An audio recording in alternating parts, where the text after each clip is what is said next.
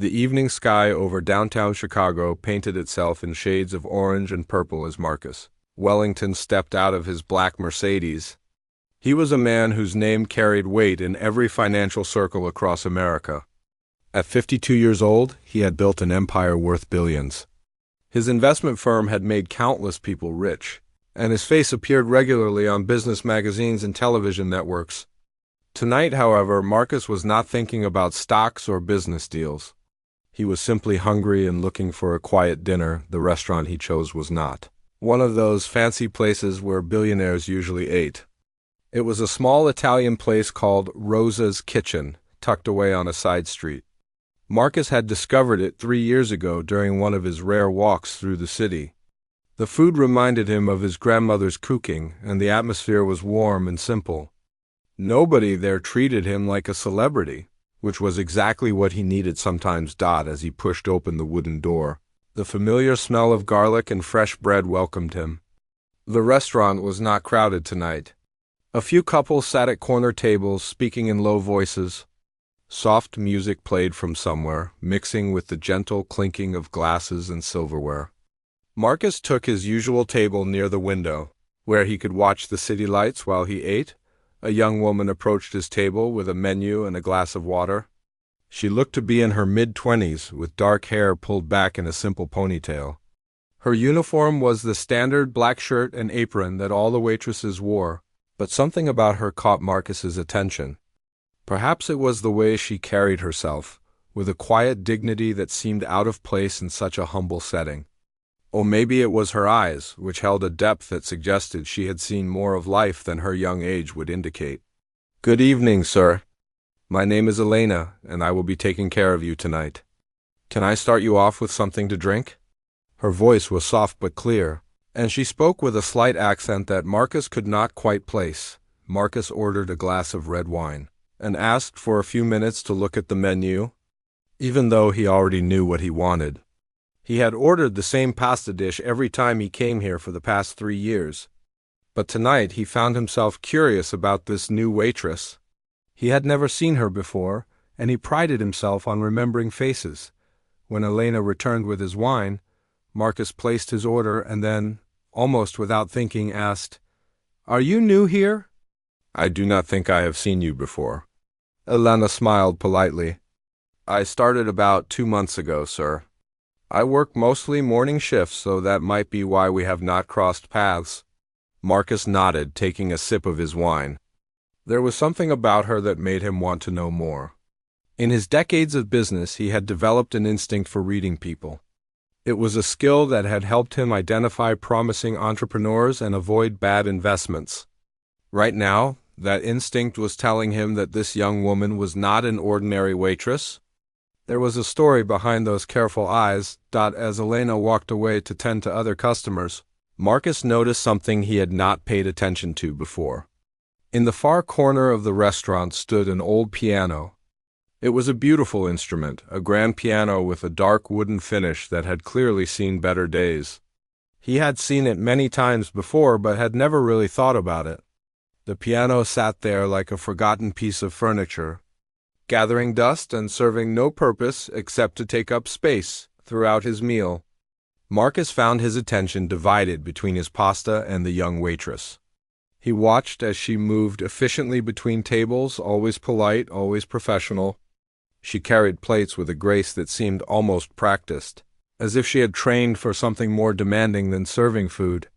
When she spoke to customers, she listened with genuine attention, nodding at the right moments and smiling when appropriate.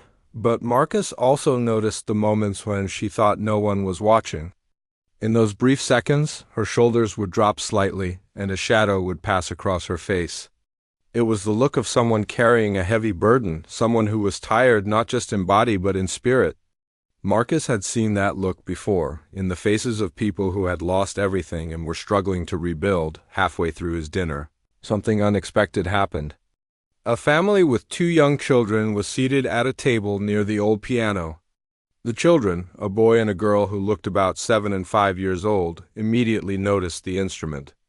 They ran over to it, their small fingers reaching for the keys. "Can we play it?" "Please, Mom?" The little boy asked excitedly. The mother looked embarrassed and called them back. That is not a toy. Come sit down and leave it alone. Elena was nearby, clearing a table.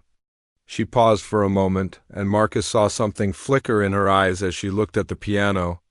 It was a strange expression, a mixture of longing and pain. That lasted only a second before she composed herself and continued with her work. Marcus filed this observation away in his mind. There was definitely a story here, and his curiosity was growing stronger by the minute. He had built his career on following his instincts, and right now, those instincts were telling him to pay attention when Elena came to refill his wine glass. Marcus decided to probe a little further. That is a beautiful piano over there. Does anyone ever play it? Elena's hand trembled almost invisibly, just enough for Marcus to notice. No, sir. Not anymore.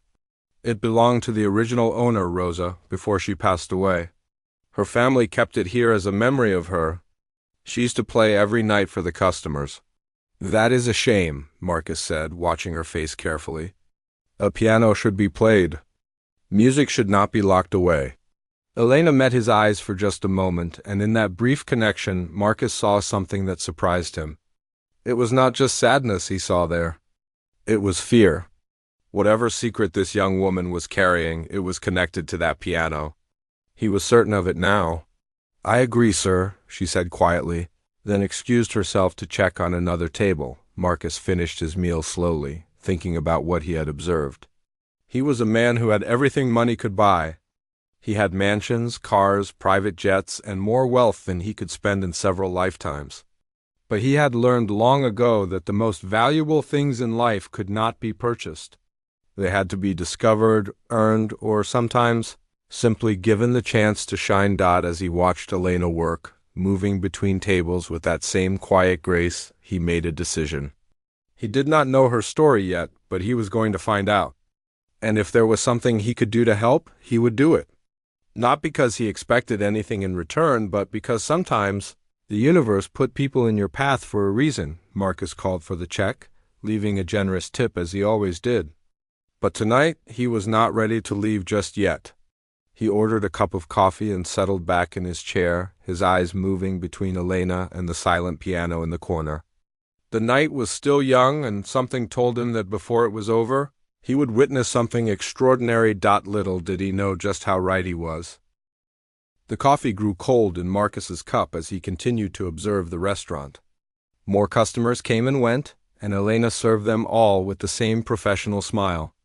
But now that Marcus was looking for it, he could see the cracks in her armor, the way she avoided walking too close to the piano, the way her eyes would dart toward it sometimes, then quickly look away. Whatever connection she had to that instrument, it was complicated and painful. Around 9 o'clock, the dinner rush began to slow down. The families with children had gone home, and only a handful of couples remained, lingering over dessert and conversation. The restaurant took on a more intimate atmosphere, with the lights dimming slightly and the background music growing softer. Marcus noticed that Elena was talking with another waitress near the kitchen door. The other woman, an older lady with gray hair and a kind face, seemed to be encouraging her about something. Elena shook her head firmly, her arms crossed over her chest in a defensive posture. Whatever they were discussing, she was clearly uncomfortable with it. A few minutes later, the older waitress approached Marcus's table. Her name tag read Maria, and she had the warm, motherly presence of someone who had spent her whole life caring for others. "Excuse me, sir. I hope you are enjoying your evening. Is there anything else I can get for you?" Marcus smiled. "I am fine, thank you. But I wonder if you could tell me something. I'm curious about that piano. It seems like such a waste for it to just sit there unused." Maria's face softened with a mixture of sadness and affection. That piano was Rosa's pride and joy. She played it every single night for 40 years.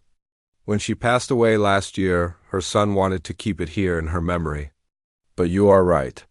It breaks my heart to see it silent. Does anyone know how to play it? Any of the staff? Maria hesitated, glancing back toward where Elena was cleaning a table.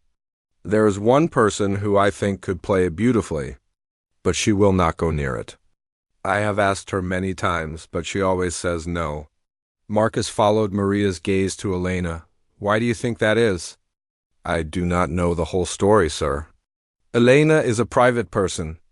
She works hard, never complains, and keeps to herself. But sometimes, when the restaurant is empty and she thinks no one is watching, I have seen her looking at that piano like it is an old friend she has lost. There is history there, I am sure of it. After Maria left, Marcus sat in silence, processing this new information. His curiosity had grown into something more. He was not just interested in Elena's story anymore. He felt compelled to understand it, to help if he could. In his many years of investing, he had learned that the most rewarding investments were not always financial. Sometimes, the greatest returns came from investing in people. He waited until Elena came to clear his coffee cup. Elena, may I ask you something personal? She looked surprised, but nodded cautiously. Of course, sir. Do you know how to play the piano? The effect of his question was immediate and powerful. Elena's face went pale, and her hand tightened on the coffee cup she was holding. For a long moment, she did not speak. When she finally answered, her voice was barely a whisper. I used to. A long time ago. Why did you stop? Elena met his eyes, and for the first time, Marcus saw the full weight of her pain. Some things are better left in the past, sir. Playing piano is not part of my life anymore. She turned away before he could ask another question, disappearing into the kitchen. Marcus sat back in his chair, feeling like he had touched a wound that had never properly healed. He had not meant to cause her pain, but his question had clearly opened something she had tried hard to close. For the next hour, Marcus debated whether he should leave or stay. Part of him felt guilty for pushing too hard. But another part, the part that had guided him through countless successful deals and discoveries, told him that there was something important happening here. Something that Elena needed, even if she did not know it yet. Around 10 o'clock, the restaurant was nearly empty. Only 2 other tables were occupied, both by couples too absorbed in each other to notice anything else. Marcus was still at his table, nursing a fresh cup of coffee and pretending to read emails on his phone. In reality, he was watching and waiting. Elena emerged from the kitchen carrying a tray of clean glasses. As she passed the piano, she stopped. For a long moment, she just stood there, staring at the instrument as if it had called her name. Her hand reached out slowly, her fingers hovering just inches above the keys. But then she pulled back sharply, shaking her head, and continued on her way. Marcus made a decision. He stood up from his table and walked toward the piano. The other staff members watched him curiously as he sat down on the worn leather bench and lifted the cover from the keys. The piano was dusty but well-maintained. Whoever had owned it had loved it deeply. He placed his fingers on the keys and played a simple scale. The sound was rich and clear, filling the quiet restaurant with music for the first time in over a year. Marcus was not a skilled pianist, but he had taken lessons as a child and remembered enough to produce a basic melody. Elena had frozen near the bar, her eyes fixed on him. The other staff members gathered closer, surprised and delighted by the unexpected concert. Even the few remaining customers looked up from their conversations to watch. Marcus played for a few minutes, stumbling through a simple song he barely remembered. Then he stopped and looked directly at Elena. I am not very good at this, he said with a self-deprecating smile. I bet you could do much better. The challenge hung in the air between them. Elena's face had gone through several emotions since he started playing. Surprise, then pain, then longing, and now something that looked almost like anger. Sir, I already told you. I do not play anymore. Why not? Marcus asked gently. What happened that made you give up something you clearly love? The question seemed to strike her like a physical blow. For a moment, Marcus thought she might cry. But instead, she straightened her shoulders and lifted her chin with a dignity that reminded him of royalty. You do not know anything about me or my life, she said quietly. You do not know what I have lost or what I have sacrificed. That piano may just be an old instrument to you, but to me it represents everything that was taken from me. Marcus nodded slowly. You are right. I do not know your story. But I would like to, if you are willing to share it. The other staff members exchanged glances, sensing that something significant was happening. Maria, the older waitress, stepped forward and put a hand on Elena's shoulder. "Elena, dear, maybe it is time. Maybe telling someone would help." Elena looked around at the faces watching her. These people had become her family over the past 2 months, even though she had kept them at arm's length. They had accepted her without questions, given her a job when she desperately needed one, and treated her with kindness she had not experienced in years. She took a deep breath and walked toward the piano. Each step seemed to cost her enormous effort, as if she was walking against a powerful wind. When she reached the bench where Marcus sat, she stopped and looked down at the keys. "You want to know why I stopped playing?" Her voice was steady now, controlled. "I will tell you. But first, I need to show you something." She sat down on the bench beside Marcus and placed her hands on the keys. For a long moment she did not move. Then, slowly, she began to play. The sound that filled the restaurant was unlike anything Marcus had ever heard. It was not just music. It was emotion given form, pain transformed into beauty. Her fingers moved across the keys with a skill and grace that spoke of years of intense training. This was not the playing of someone who had dabbled in piano as a hobby. This was the playing of a master dad as the music washed over him. Marcus understood that he had stumbled onto something far more significant than he had imagined. This young waitress, serving pasta in a small Italian restaurant, was hiding a talent that could fill concert halls. And whatever had driven her to abandon that talent and take up this humble life was a story. He needed to hear that the last notes of the song faded into silence. Elena sat motionless, her hands still resting on the keys, her head bowed. When she finally looked up, there were tears streaming down her face. "My name is not just Elena," she said softly. "My full name is Elena Volkov. And 5 years ago, I was one of the most promising concert pianists in Russia." The restaurant had gone completely silent. Even the soft background music seemed to have paused, as if the universe itself wanted to hear Elena's story. Marcus remained seated beside her on the piano bench. Close enough to see the way her hands trembled slightly as they rested on the keys, Elena took a deep breath and began to speak. Her eyes focused on some distant point that only she could see. "I started playing piano when I was 4 years old. My mother was a music teacher in our small town outside Moscow, and she recognized early that I had a gift. By the time I was 7, I was performing at local concerts. By 12, I had won national competitions. Everyone said I had the hands of an angel." She spread her fingers across the keys, demonstrating their remarkable span. Marcus noticed for the first time how elegant her hands were, long and slender, perfectly designed for the instrument before her. "When I was 15, I received a full scholarship to the Moscow Conservatory, one of the most prestigious music schools in the world. My parents were so proud. We had very little money, and this scholarship was like a miracle from heaven.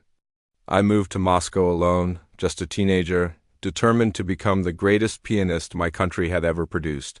Maria had brought a chair closer and sat down, listening intently. The other staff members had gathered around as well, forgetting their closing duties.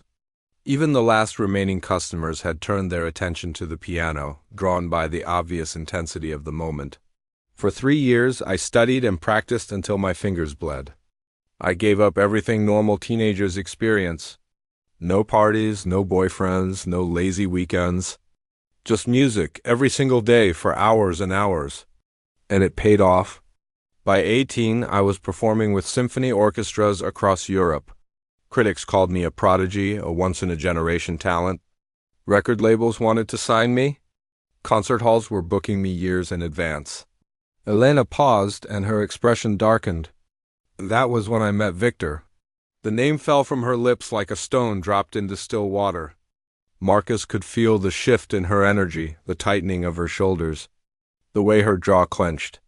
Victor Petrov was a wealthy businessman from St. Petersburg. He was 20 years older than me, handsome, charming, and sophisticated. He attended one of my concerts and came backstage to meet me. He brought flowers and spoke beautifully about my music. He said he wanted to be my patron, to support my career and help me reach even greater heights. She laughed bitterly. I was so young and naive. I had spent my entire life in practice rooms and concert halls. I knew nothing about the real world or the darkness that lives in some men's hearts. When Victor proposed to me after 6 months, I said yes. My parents were concerned about the age difference, but Victor was so kind, so generous. He promised them he would take care of me forever. Marcus could see where this story was heading, and his heart grew heavy. He had met men like Victor throughout his career. Wolves dressed in expensive suits, using their wealth and power to control and destroy. The first year of marriage was wonderful. Victor bought me a beautiful piano, custom-made in Germany. He built a private concert hall in our home so I could practice whenever I wanted. He traveled with me to my performances and sat in the front row at every show, clapping the loudest when I finished. I thought I had found the perfect life. Elena's voice dropped lower, and her next words came out slowly, painfully. But then things began to change. Victor started criticizing my playing. He said I was not practicing enough, not improving fast enough. He began to control what I ate, what I wore, who I talked to.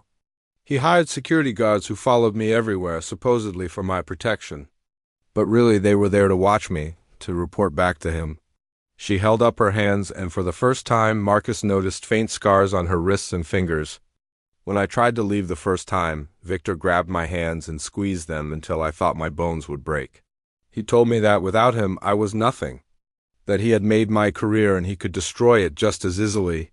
He said if I ever tried to leave again, he would make sure I never played piano again.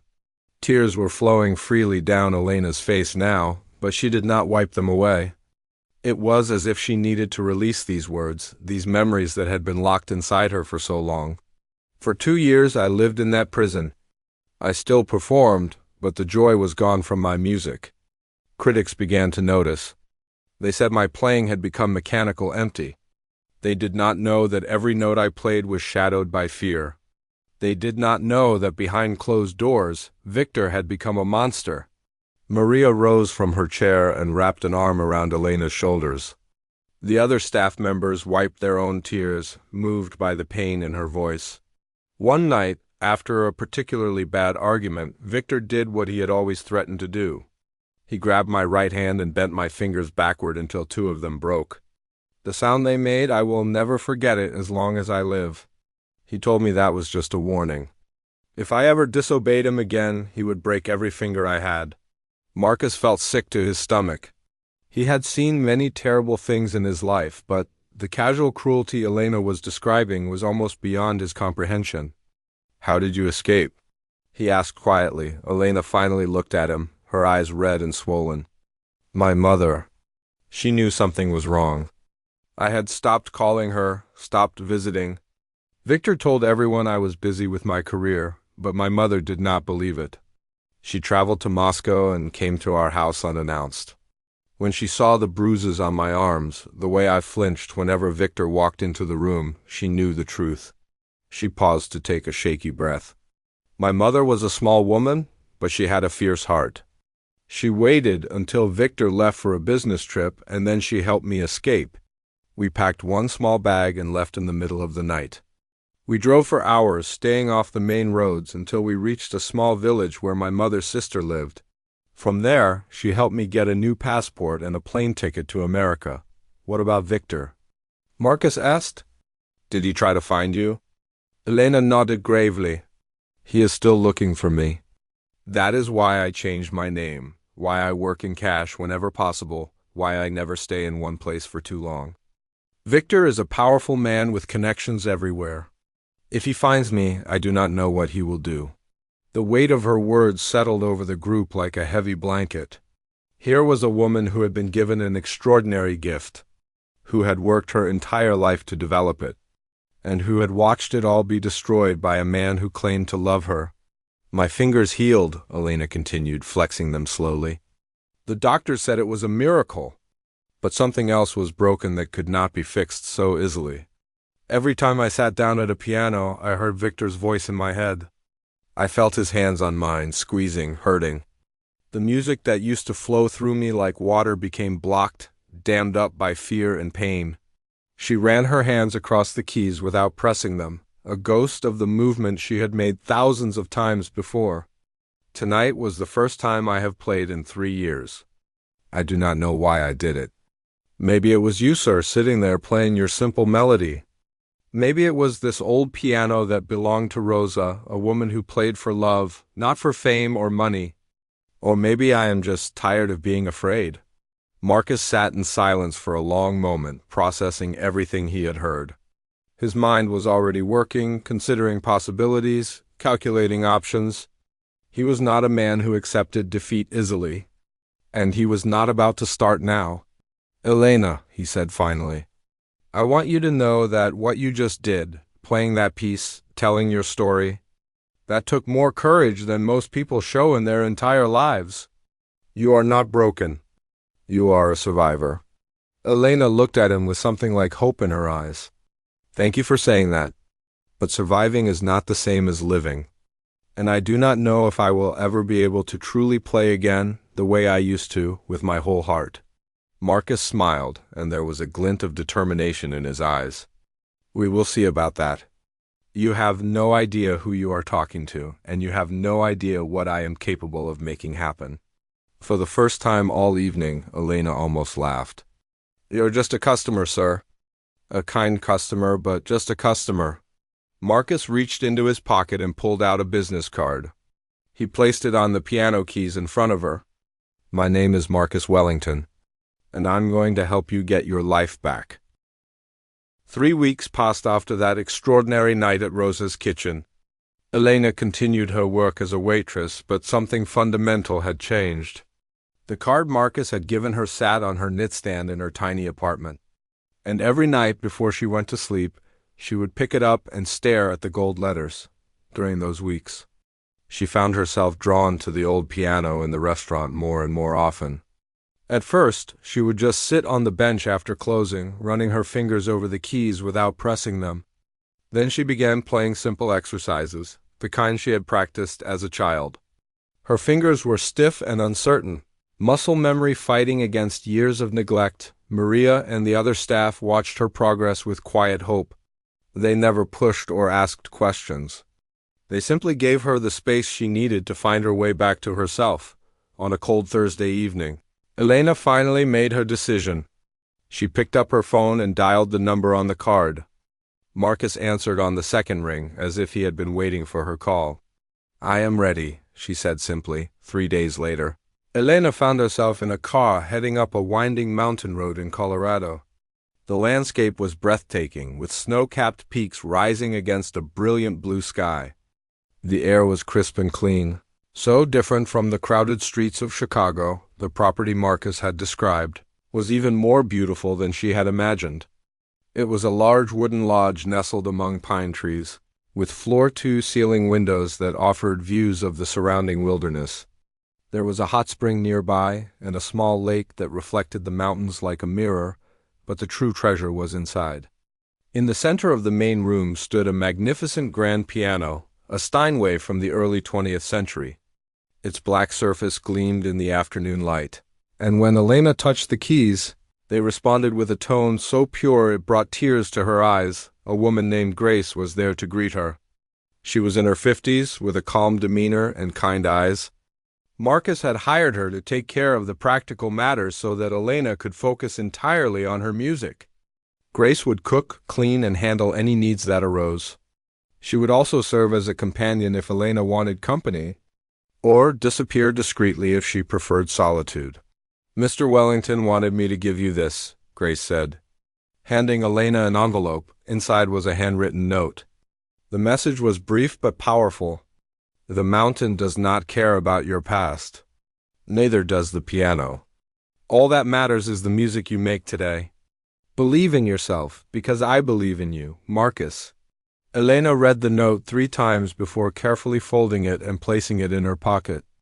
Then she sat down at the Steinway and began to play. The first few days were difficult. Her fingers stumbled over passages that had once been effortless. Pieces she had performed flawlessly at concert halls now felt clumsy and foreign. Frustration built inside her, and more than once she found herself crying at the piano, her tears falling onto the keys, but she did not give up. Every morning, she woke at dawn and went straight to the piano. She practiced scales and arpeggios until her hands ached. She worked through etudes and sonatas, starting slowly and gradually building speed. And little by little, the music began to return. It was not just a matter of technique. The bigger challenge was emotional. Every time Elena played something that reminded her of her time with Victor, waves of panic would wash over her. She would see his face, hear his cruel voice, feel his hands gripping hers. Those moments were terrifying, but she learned to breathe through them, to keep playing until the fear passed. Grace proved to be exactly the support Elena needed. She never intruded or offered unwanted advice, but she was always there when Elena emerged from her practice sessions, exhausted and emotionally drained. She would have hot tea ready or a warm meal, or simply a willing ear to listen. One evening, about a month into her stay, Elena had a breakthrough. She was playing a Chopin nocturne, one of the pieces that had always been her favorite.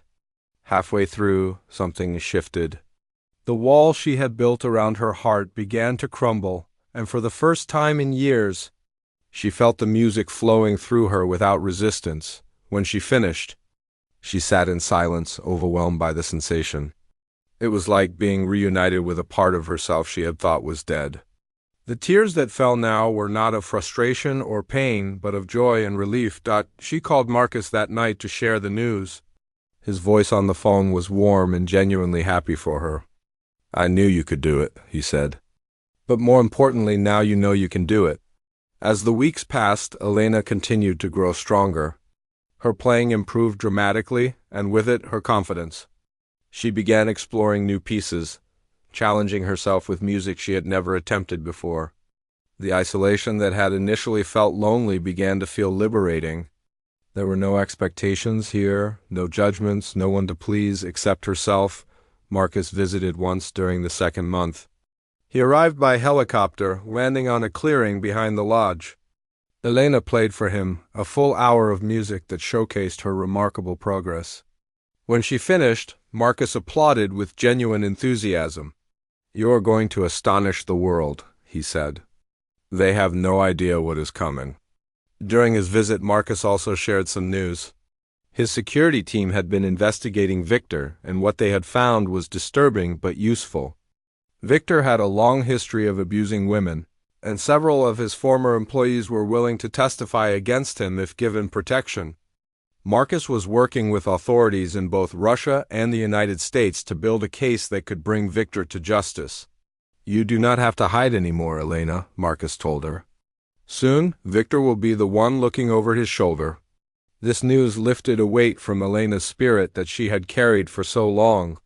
The fear that had been her constant companion began to fade, replaced by a growing sense of freedom and possibility. By the end of the third month, Elena was ready.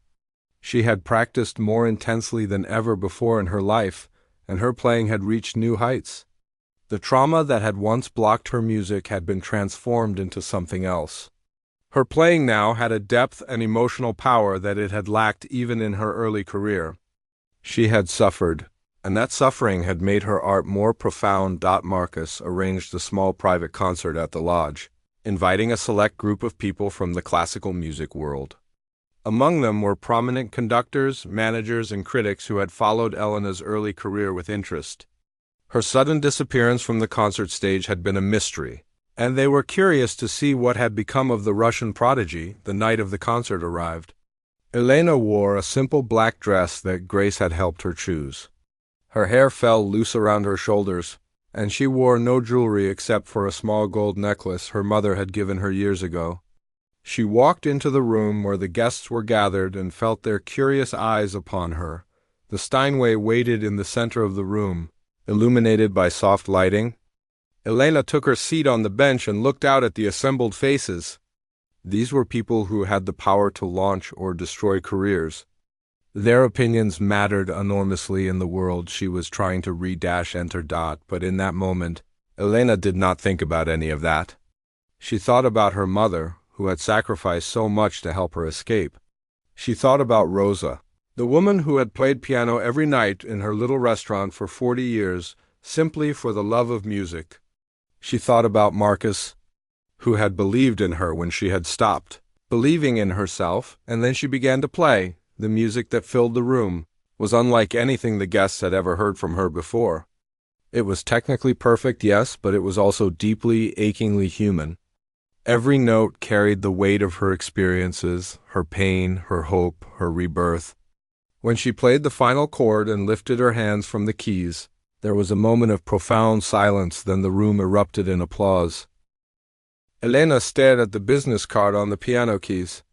The name Marcus Wellington was printed in elegant gold letters, along with the title, Founder and CEO of one of the largest investment firms in the country. She had heard that name before, on television news programs and in newspaper headlines.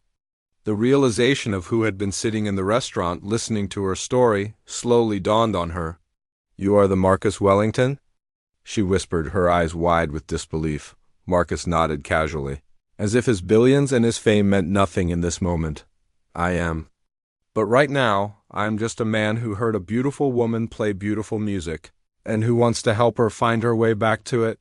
The staff of Rosa's kitchen had gone completely silent. Maria's mouth had fallen open, and the younger workers were exchanging shocked glances. They had served this man countless times over the years, never knowing that one of the richest people in America was eating their pasta and drinking their house wine. Elena shook her head slowly. "I do not understand. Why would you want to help me? You do not know me. We are strangers." Marcus leaned back on the piano bench and considered her question carefully. "When I was 23 years old, I was sleeping in my car and eating one meal a day. I had dropped out of college, my parents had disowned me, and everyone I knew thought I was a failure. Then one day, a stranger walked up to my car window and handed me a $100 bill. He did not say anything, did not ask for anything in return. He just smiled and walked away." He paused, lost in the memory. "That $100 changed my life. Not because of the money itself, but because someone believed I was worth helping. It made me believe in myself again. I started my first business a month later, and the rest is history." Elena listened intently, trying to connect the struggling young man in his story to the powerful billionaire sitting beside her. "Ever since that day, I have made it my mission to help people who remind me of my younger self. People who have talent and drive, but who have been knocked down by life. People who just need someone to believe in them." He looked at her with deep sincerity. "You are one of those people, Elena. I saw it the moment I walked into this restaurant tonight." The clock on the wall showed nearly 11. The restaurant was supposed to close at 10, but nobody was making any move to leave. This moment felt too important to interrupt for something as ordinary as closing time. "What exactly are you proposing?" Elena asked cautiously. "I am not looking for charity." "Good, because I am not offering charity," Marcus replied. "I am offering an investment. I believe you have enormous potential, and I want to help you realize it. But I will not do anything you do not want. This has to be your choice." He stood up from the piano bench and began to pace slowly, his business mind clearly working through the possibilities. "Here is what I am thinking. First, we need to address your safety. Victor is still a threat, and you cannot build a new life while looking over your shoulder. I have contacts in law enforcement and private security who can help protect you." Elena's face showed a mixture of hope and doubt. "Victor has powerful friends too. He has connections in governments, in police departments. Anyone who has tried to help me before has backed down when they learned who they were dealing with." Marcus smiled, and there was something almost dangerous in his expression. "Viktor Petrov is a big fish in a small pond. He has never dealt with someone like me.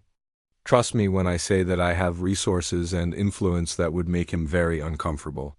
He continued outlining his plan. "Second, we need to address your music. You have been away from performing for 3 years, and that is a long time in the classical music world. But your talent has not gone anywhere. What you played tonight proved that. You just need the right environment to rediscover it." "What do you mean by the right environment?" "I own a property in the mountains of Colorado. It is isolated, peaceful, and completely secure. There is a beautiful grand piano there that has not been played in years. I want you to go there, away from the stress of the city, away from your fears, and just focus on your music. No pressure, no expectations. Just you and the piano, getting to know each other again. Elena's hands were shaking. The possibility he was describing seemed too good to be true. She had spent so long just trying to survive that she had forgotten what it felt like to dream. "And what do you want in return?" she asked. "Nothing in this world is free." Marcus nodded approvingly. "Smart question. Here's the deal. If you go to Colorado and spend 3 months focusing on your music, and if at the end of that time you feel ready to perform again, I will sponsor your comeback. I will fund whatever training you need, whatever concerts you want to give, whatever recordings you want to make. I will introduce you to the most important people in the classical music world and help open doors that have been closed to you." He paused. "And if at the end of 3 months you decide that performing is not what you want anymore, that is fine too. You can walk away with no obligations. The only thing I ask is that you give yourself this chance.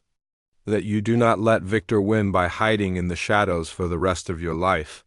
Maria stepped forward, tears in her eyes. "Elena, dear, you have to take this opportunity. It is a gift from heaven." The other staff members added their voices of encouragement, urging her to accept. Elena looked around at these people who had become her unexpected family, then back at Marcus, who waited patiently for her answer. "Why do you believe in me so much?" she asked, her voice cracking. "You heard me play one piece. You know almost nothing about me?" Marcus smiled gently. "I know more than you think. I know that you survived something that would have destroyed most people. I know that despite everything you have been through, you still have the courage to get up every day and work hard at an honest job. And I know that when you played that piano tonight, you did something that takes more strength than anything I have ever done in my business career.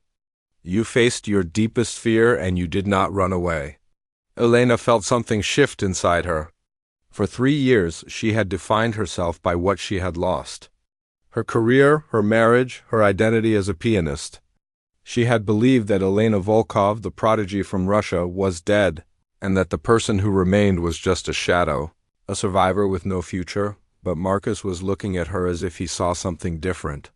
He was looking at her as if she still had value, still had potential, still had a destiny waiting to be claimed. "I need to think about this," she said finally. "It is a big decision." "Take all the time you need," Marcus agreed. "My offer stands whether you decide tonight or next month. But I want you to know that I am not going anywhere. Whatever you decide, I am in your corner now."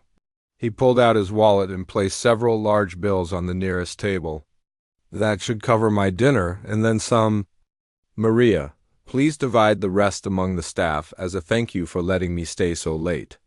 Maria tried to protest that it was too much, but Marcus waved away her objections. He turned back to Elena and took her hand gently in his. "There is something my grandmother used to say. She told me that the universe has a way of sending us exactly what we need, exactly when we need it. Tonight I walked into this restaurant just wanting a quiet dinner. Instead, I found you. I do not think that was an accident." Elena looked down at their joined hands, then up at his face. "And what do you think you found in me?" Marcus's eyes crinkled with warmth. "I found a phoenix waiting to rise from the ashes. The only question is whether she is ready to spread her wings." He released her hand and walked toward the door. At the threshold, he turned back one last time. "Keep my card, Elena. When you are ready to fly, call me." Then he was gone, leaving behind a restaurant full of stunned people and a young woman whose entire world had just shifted on its axis. The private concert at the Mountain Lodge changed everything. Within days, word spread through the classical music community that Elena Volkov had returned, and that her playing had evolved into something extraordinary. Concert halls that had once booked her as a promising young artist now called with offers to feature her as a headliner. Recording companies that had written her off sent representatives to negotiate deals. The musical world that had forgotten her was suddenly desperate to welcome her back. Marcus handled all of this with his characteristic efficiency. He assembled a team of the best managers, publicists, and lawyers to guide Elena's comeback. He negotiated contracts that protected her interests and ensured she would never again be at the mercy of someone else's power. He was careful, however, to let Elena make all the final decisions. This was her career, her life, and he would not repeat Victor's mistake of trying to control her. The first major public concert was scheduled for 4 months after the private performance. It would take place at Carnegie Hall in New York City, one of the most prestigious venues in the world. The announcement of Elena's return made headlines in newspapers and music publications around the globe. Tickets sold out within hours of going on sale. During this time, Elena returned to Chicago briefly. She wanted to see Maria and the staff at Rosa's Kitchen, the people who had given her shelter when she had nothing. The restaurant had not changed. The same warm smells greeted her as she walked through the door. The same friendly faces looked up with joy when they recognized her. Maria rushed forward and embraced her tightly. "Look at you," the older woman said, tears streaming down her face. "Look at what you have become." Elena looked around the familiar room, her eyes settling on the old piano in the corner. "I have you to thank for this," she said. "You and Rosa and that beautiful old piano. Without that night, without you encouraging me to play, none of this would have happened." She sat down at the piano and played a piece she had been working on for weeks. It was a new composition, something she had written herself during her time in Colorado. She called it Rosa's Song, and it was filled with warmth and gratitude and love. When she finished, there was not a dry eye in the restaurant. Before she left, Elena made a promise. She would return to play at Rosa's Kitchen whenever she could, regardless of how famous she became. This place would always be special to her, and she would never forget where her second chance had begun. As the date of the Carnegie Hall concert approached, another development occurred. Marcus's security team had completed their investigation of Victor. The evidence they had gathered was damning. Multiple women had come forward with stories of abuse, and financial irregularities had been discovered in Victor's business dealings. Authorities in Russia had issued a warrant for his arrest, and international agencies were cooperating to bring him to justice. When Elena heard this news, she wept with relief. For so long, Victor had been the monster lurking in the shadows of her life. Knowing that he would finally face consequences for his actions felt like the removal of chains she had worn for years, but Victor was not finished yet. A week before the Carnegie Hall concert, Elena received a message that sent chills down her spine. It was from Victor himself, somehow sent despite the efforts to keep her location secret.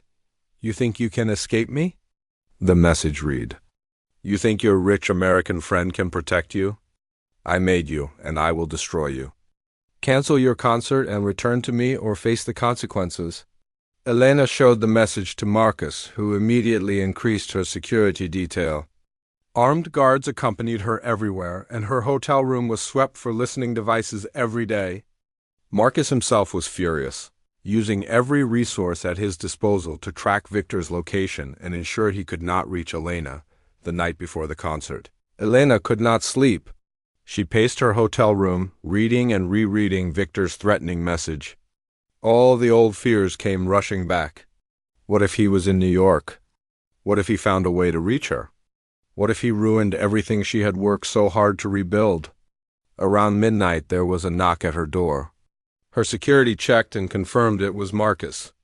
She let him in and saw immediately that something had happened. His face was serious, but there was also something like triumph in his eyes. "They got him," Marcus said. "Victor was arrested 3 hours ago trying to enter the United States under a fake passport. He is in federal custody and will be extradited to Russia to face charges." "It is over, Elena. He cannot hurt you anymore." Elena's legs gave out beneath her, and Marcus caught her before she fell. She sobbed against his shoulder, releasing years of fear and pain in a flood of tears. Victor was gone. The nightmare was finally over. How did they catch him? She asked when she could speak again. Marcus smiled grimly. "He made a mistake. He was so obsessed with getting to you that he became careless. My team had been tracking his movements for weeks, feeding information to the authorities. When he showed up at JFK Airport with a fake Italian passport, they were waiting for him. That night, for the first time in years, Elena slept peacefully. When she woke the next morning, the world felt different. Lighter, full of possibility. The day of the Carnegie Hall concert arrived with perfect autumn weather. Golden leaves drifted through Central Park, and the air had a crisp freshness that seemed to promise new beginnings. Elena spent the morning in quiet preparation, doing gentle stretches for her hands and reviewing the program in her mind. Maria had flown in from Chicago, along with several staff members from Rosa's Kitchen. They would be sitting in the front row, guests of honor. Elena's mother had made the journey from Russia, her first time ever leaving the country. She looked older and grayer than Elena remembered, but her eyes shone with pride and love. By evening, Carnegie Hall was packed with over 2,800 people. Critics from every major publication were present. Celebrities and dignitaries filled the VIP boxes, but Elena was not thinking about any of them as she waited backstage. She was thinking about her journey, from a small town in Russia to the greatest concert hall in America. From the hands of an abuser to the arms of freedom. Marcus found her in the green room, giving last-minute encouragement. Whatever happens out there tonight, you have already won. You survived. You rebuilt yourself. You became stronger than anyone could have imagined. The music is just the celebration of all that. Elena hugged him tightly. Thank you for believing in me when I could not believe in myself. Marcus stepped back and smiled. I just recognized what was always there. Now go show the world what I saw. The stage manager signaled that it was time. Elena walked through the backstage corridor, her heart pounding but her mind clear. She stepped onto the stage of Carnegie Hall, and the audience erupted in applause. The sound washed over her like a wave. Overwhelming in its intensity, she walked to the piano, a magnificent concert grand that gleamed under the lights. She sat on the bench and looked out at the sea of faces. Somewhere in that crowd was her mother, who had saved her life. Somewhere was Maria, who had given her a second chance. Somewhere was Marcus, who had helped her find her wings. Elena placed her hands on the keys. The audience fell silent. And then, with all the skill and passion and hard-won wisdom she had accumulated over a lifetime of triumph and tragedy, she began to play. The music that filled Carnegie Hall that night was unlike anything the audience had ever experienced. Elena played with a depth of emotion that seemed to reach into the very souls of those listening. Each piece told a story. The gentle beginning, like a child discovering the magic of music for the first time. The building complexity, reflecting years of intense training and rising success. Then the darkness, passages heavy with pain and fear that brought tears to many eyes. And finally, the triumphant resolution, notes of hope and healing that soared to the highest reaches of the historic hall. When Elena finished her final piece, there was a moment of absolute stillness. Then the audience rose as one, their applause thundering through the space like a storm. People were weeping openly, moved beyond words by what they had witnessed. The standing ovation lasted for nearly 15 minutes, and Elena had to return to the stage again and again to acknowledge the overwhelming response. Critics who attended that night would later describe it as one of the most remarkable musical events in decades.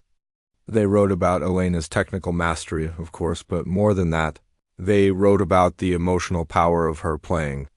One famous reviewer said that listening to her was like witnessing a phoenix rising from ashes. Beautiful and terrible and utterly unforgettable. In the weeks and months that followed, Elena's career reached heights even greater than her early promise had suggested. She performed in concert halls across every continent. She recorded albums that went on to win prestigious awards. She collaborated with the most celebrated orchestras and conductors in the world. The young prodigy who had vanished so mysteriously had returned as a mature artist of extraordinary depth, but Elena never forgot where she had come from or who had helped her along the way. She established a foundation in Rosa's name, dedicated to providing instruments and lessons to children from poor families who otherwise could not afford music education. She visited schools and community centers, performing for young people and sharing her story of perseverance and hope. She also became an advocate for survivors of domestic abuse. She spoke openly about her experiences with Victor, using her platform to raise awareness and support for others who had suffered similar situations. Her courage in sharing her story inspired countless women to seek help and leave their own abusive relationships. Victor himself faced justice in Russia.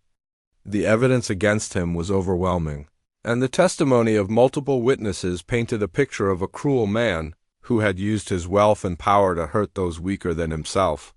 He was convicted on numerous charges and sentenced to 20 years in prison. Elena did not attend the trial, but she followed the news of his conviction with quiet satisfaction. The monster could no longer hurt anyone. Marcus remained a constant presence in Elena's life, though their relationship evolved over time. He continued to advise her on business matters and connected her with important opportunities, but he never tried to control her decisions. Their bond deepened into a profound friendship built on mutual respect and genuine affection. Some people speculated that there might be romance between them, but both maintained that their connection was something different and perhaps even rarer. They were partners in the truest sense, supporting each other through every challenge and celebrating every triumph. 5 years after her Carnegie Hall comeback, Elena returned to Chicago for a special event. Rosa's Kitchen had grown into something larger than anyone had imagined. With financial support from Elena and Marcus, the original restaurant had been expanded to include a music school on the upper floor. The school offered free lessons to children from the neighborhood, many of whom had never had access to quality music education before. The celebration that night brought together everyone who had played a role in Elena's journey. Maria was there, now retired from waitressing but deeply involved in running the music school. Grace had come from Colorado, still the calm and supportive presence she had always been. Elena's mother had moved to America to be closer to her daughter and spent her days volunteering at the school, teaching young students the basics of piano just as she had taught Elena so many years ago. Marcus gave a speech that night, looking around at the crowded restaurant with visible emotion. When I walked into this place 5 years ago, I was just looking for a quiet dinner. What I found instead was a woman of extraordinary talent and even more extraordinary courage. Elena showed me that the best investments are not in companies or stocks. They are in people. They are in believing in human potential and giving people the chance to shine. Elena took the stage next, sitting down at the same old piano where her second act had begun. It had been restored and tuned, but it still carried the spirit of Rosa, the woman who had played for love every night of her life. "I was lost when I came here," Elena said, looking out at the familiar faces in the audience. "I had given up on music, on hope, on myself. You welcomed me without judgment. You gave me a safe place to heal. And one night, a kind stranger challenged me to play this piano, and everything changed." She paused, her fingers resting lightly on the keys. "I have performed in the greatest concert halls in the world since then. But this place, this simple restaurant with its creaky floors and its wonderful people, will always be my home. This is where I found myself again." She began to play, and the music filled the room with warmth and joy. It was not a complicated piece, not something she would perform at Carnegie Hall. It was simple and beautiful, a melody that spoke of gratitude and love and the incredible power of human connection. When she finished, she turned to the audience with tears in her eyes. "Every person in this room has taught me something important. Maria taught me about kindness. Rosa taught me about playing for love, not for fame. Grace taught me about quiet strength. My mother taught me about sacrifice and courage. And Marcus taught me that sometimes angels come into our lives disguised as strangers in restaurants." She stood up from the piano and opened her arms wide. "I am living proof that it is never too late to start again. No matter what you have been through, no matter how dark your past, there is always hope. There is always the possibility of a new chapter. You just have to be brave enough to turn the page." The celebration continued late into the night, with music and laughter and stories shared among friends who had become family. Outside, the city of Chicago hummed with its usual energy, millions of lives intersecting and diverging in the endless dance of human existence. But inside Rosa's Kitchen, Time seemed to stand still. A young waitress had once sat at an old piano and played her pain for a stranger. That stranger had believed in her when she had stopped believing in herself. And together they had proven that the most beautiful music comes not from perfection, but from the journey through darkness into light. Elena played one final song before the night ended. It was the composition she had written in Colorado, the piece called Rosa's Song. As the notes filled the air, everyone present felt the truth that had brought them all together. Music is not just about sound. It is about the human spirit. It is about survival and hope and the courage to keep going even when everything seems lost.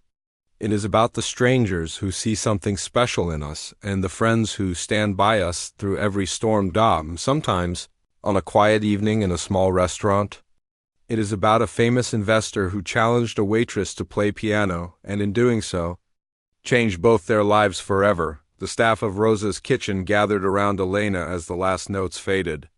They had all rushed over that night 5 years ago when she first touched the keys, drawn by something they could not explain.